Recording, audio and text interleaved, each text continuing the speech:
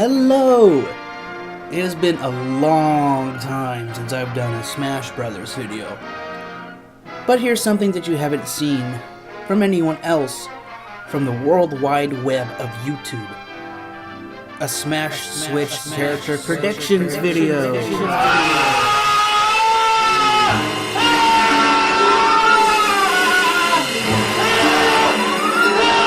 Now hold on 1 minute. My video is another character prediction video, but it has a different approach.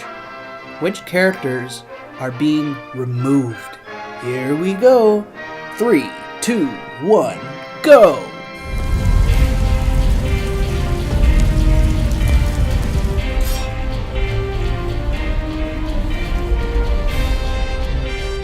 Before we get started, please like and subscribe to my channel.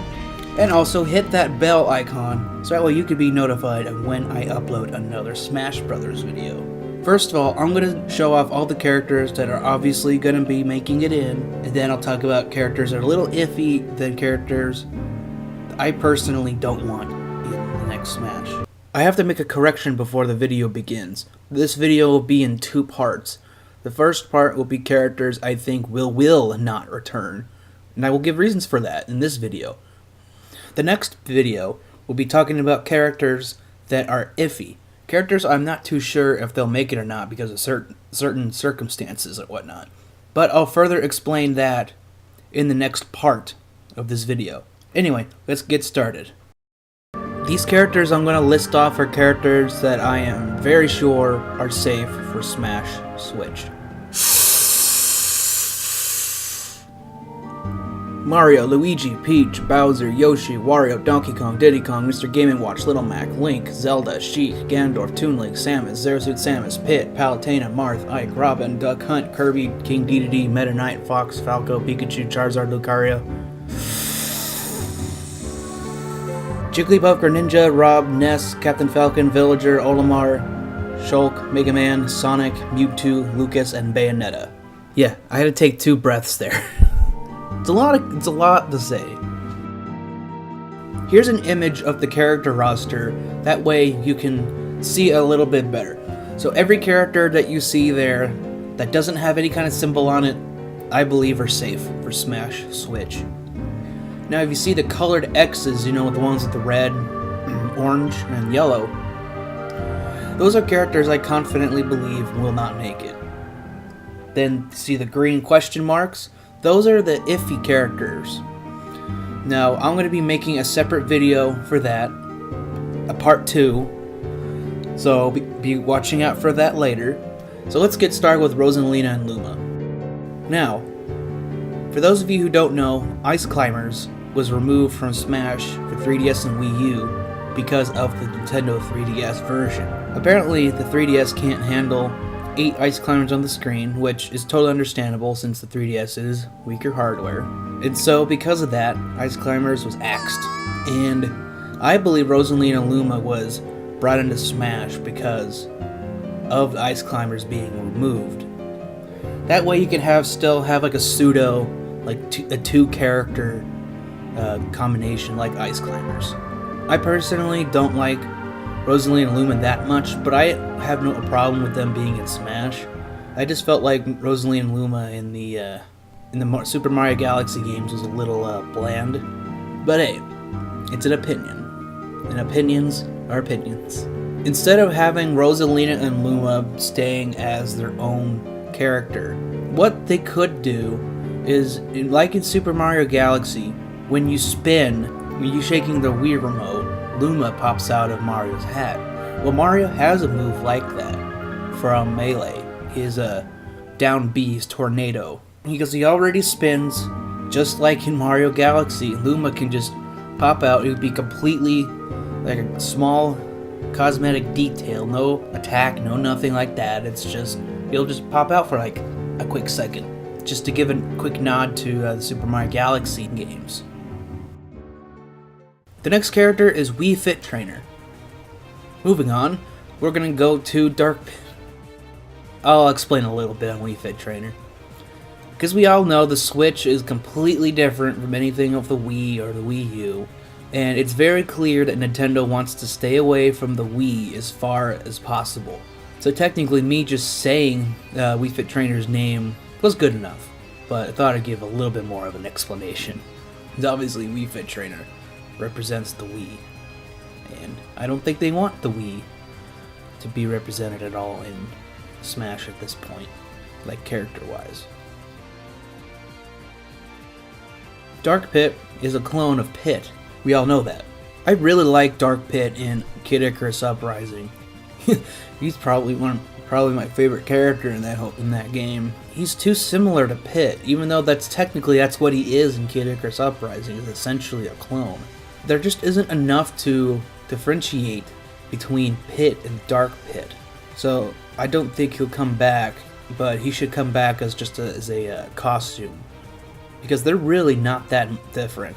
Because if Dark Pit was a little stronger, slower, kind of like Captain Falcon and Ganondorf, not the greatest comparison, but their movesets are similar.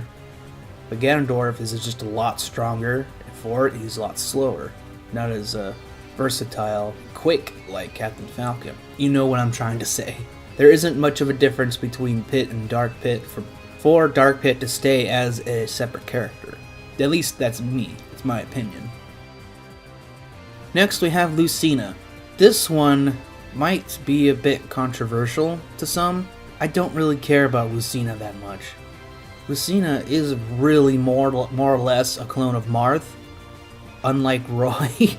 Roy was actually made to be a little stronger, but he's not as combo heavy like Marth. But Lucina, she's basically just Marth, but without the tipper. I don't think we need two protagonists from the same game, Fire Emblem Awakening. I am not a big Fire Emblem fan, just to let you know, but Robin obviously is more unique than Lucina. Lucina should just be a costume. I know I'll have people agree, I know I'll have people disagree, but it is my opinion of Lucina.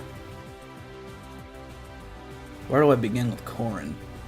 Obviously when Corrin was revealed at the last Smash Bros. Direct for 3DS and Wii U, people were disappointed. Very disappointed. I gave Corrin a chance because Corrin seemed really unique. But in the whole grand scheme of things, I don't think Corrin really fits. Even my brother, who is a huge Fire Emblem fan, agrees with me that Corrin, a bit unique, shouldn't be in the next Smash Brothers because he's just not as impactful as like Robin. Because Fire Emblem Awakening, and I do know this much, Fire Emblem Awakening was what saved the whole franchise.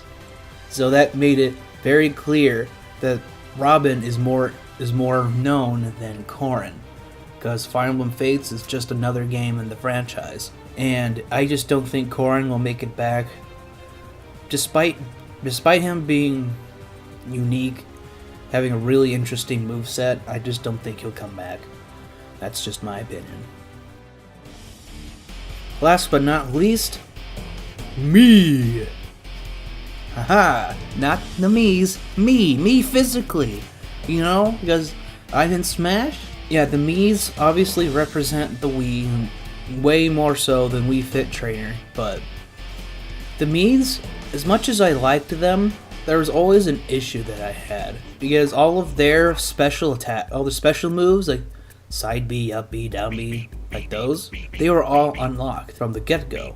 And all the other characters in the entire roster, they don't have them. You have to tediously play through the one-player games, two-player games, in order to get them. But even then, you're not guaranteed to get them either. So it was kind of a slap across the face with that. But I mean, I like the Mii's. They're not a big proponent on the Switch at all. Just to have the connect your Nintendo Network ID to your Switch and to have a Mii on your account, just to do it if you want. But that's kind of it. That's the only kind of like thing that the Mii's are on the Switch. And of course they represent the Wii, so like I said with Wii Fit Trainer, they really want to try to stay far away from the Wii as possible, but I do think there is a slim chance for Miis to come back, but I don't think they'll come back. I mean, it was a cool distraction. Like, you could have Abraham Lincoln, you can have Luke Skywalker, you can have anyone I can think of, Shrek, or heck, a Mii that I made called Crybaby, which actually, my Mii was actually featured in Nintendo Power magazine. If I can remember which issue, I will show you that Mii.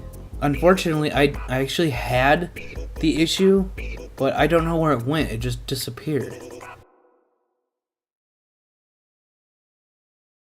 Thank you guys for watching part 1 of this video. If you guys want to see part 2, just click on the video that's on the screen right now.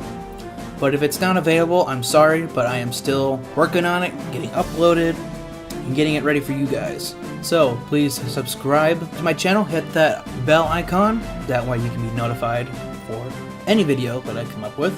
I'm also working on another video for Peter Pan's flight in Disneyland. That one's shaping up pretty good, but it's still a little bit of ways away.